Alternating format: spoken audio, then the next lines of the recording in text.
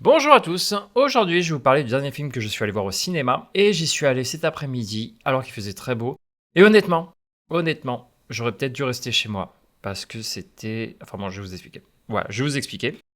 Alors c'est un film réalisé par Bogdan Mureșanu. Bon, excusez-moi si je prononce mal parce que je ne parle pas, enfin les noms roumains, j'avoue je ne sais pas les prononcer. Donc le film s'appelle Ce Nouvel An qui n'est jamais arrivé. C'est un film qui traite de la Roumanie sous Ceausescu, enfin quelques jours avant la révolution qui mettra à bas le régime de ce dictateur. Donc l'un des derniers régimes soviétiques, on va dire. Enfin communistes plutôt. Alors qu'est-ce que j'en ai pensé rapidement? Je dois dire que je me suis vraiment ennuyé. Je suis déçu vraiment parce que apparemment il avait l'air d'être très bon. Je trouve qu'il y a beaucoup de défauts à ce film, mais j'y reviendrai dans les détails. Alors, c'est un film qui regroupe plusieurs histoires. C'est un peu un film qui essaie de nous montrer l'atmosphère sous le régime communiste de Nicolae Ceausescu en 1989, donc juste avant la révolution qui sera en fin d'année. Peut-être que vous avez en tête ces images des manifestations gigantesques où les gens ont commencé à se révolter et attaquer les forces de l'ordre et les lieux de pouvoir. Et c'est après les événements de Timișoara. Déjà, il y avait eu des manifestations avec des ouvriers qui avaient mal tourné. Enfin, qui avaient mal tourné, disons qu'il y avait eu des morts. Et ça avait beaucoup perturbé évidemment la population, c'est normal. Donc il y a un petit sentiment, enfin un énorme sentiment de fin de règne dans tout ce film. On sent vraiment que c'est un règne qui est à bout. Alors, il y a plusieurs histoires, et bien évidemment, les histoires sont inégales. Donc il y a des histoires qui sont correctes, d'autres qui sont très ennuyantes, et d'autres qui sont pas trop mal.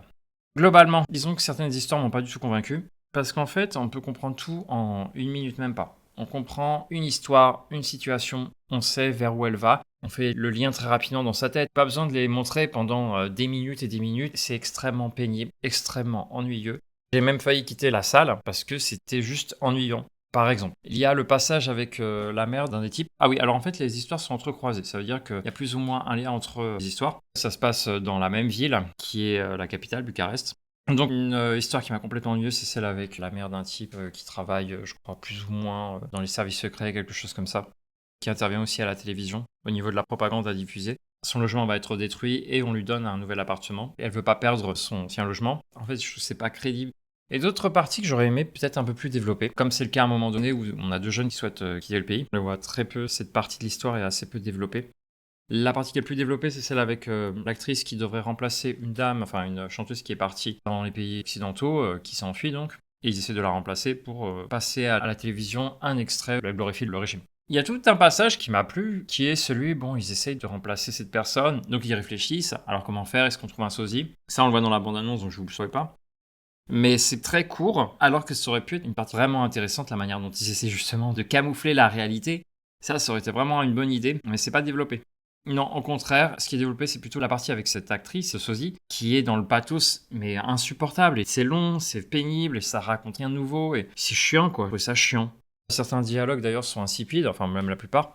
Une autre histoire que j'ai trouvé pas trop mal, c'était celle avec le père, qui est un ouvrier. Il y a son gosse qui écrit une lettre au Père Noël, qui met dans une posture très délicate son père. Et donc, bon, bah, il essaie de trouver un moyen pour régler cette situation. En fait, tous les passages où on essaie de trouver des moyens pour contourner ce régime, des moyens originaux, se creuser la tête, contourner le système, ça, ce sont, je trouve, les meilleures parties.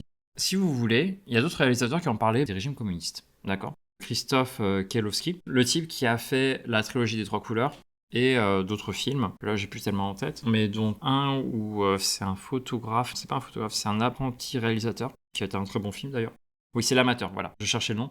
Et Milos Forman. Et en fait, ce sont deux réalisateurs qui arrivent à mettre de l'ironie, de l'humour, de la légèreté dans leurs films.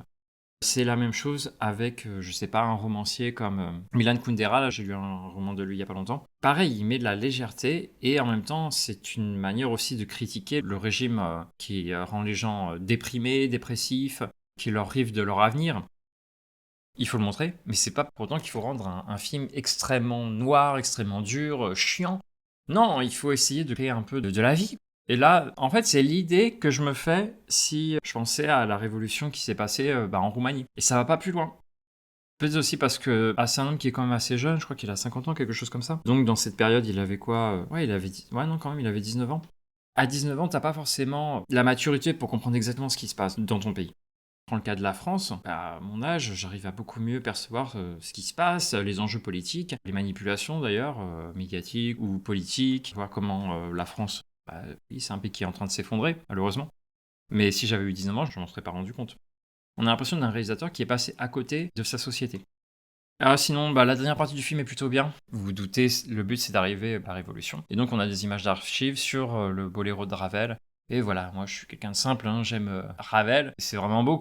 Mais le film en lui-même, je ne le recommande pas. Il a pourtant eu des bonnes critiques sur Allociné, en tout cas l'agrégateur de critiques. Surtout que j'avais pas envie de ça parce qu'il fait beau, je voulais vraiment avoir un bon film. Bon, ça m'a gâché un peu mon après-midi. Bon, je vous dis à très bientôt. Laissez-moi un commentaire si vous avez des messages pour me dire ce que vous pensez du film. Et likez, partagez, abonnez-vous. Abonnez-vous, c'est très important de s'abonner parce que ça vous met les recommandations de ma chaîne. Et je vous dis à très bientôt. Ciao.